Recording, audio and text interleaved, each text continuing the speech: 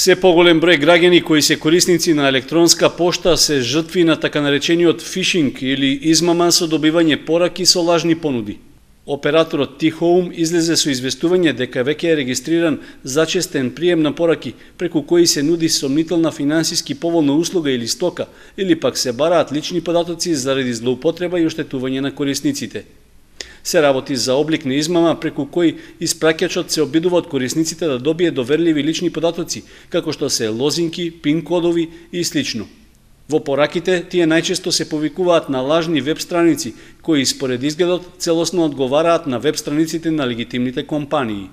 Од T-Home предупредуваат дека најчисти форми на фишинг се лажно известување со кое од корисникот се бара да ги наведе личните податоци, за да се спречи укинување на неговата корисничка сметка, или пак лажна порака од администраторот во која се бараат податоци од корисникот, како што се лозинките.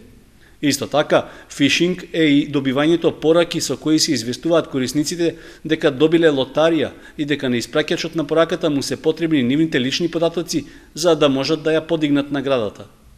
Фишинг пораката најлесно се препознава по тоа што измамниците често го копираат визуелниот изглед на вистинските веб страници на банки и други компании.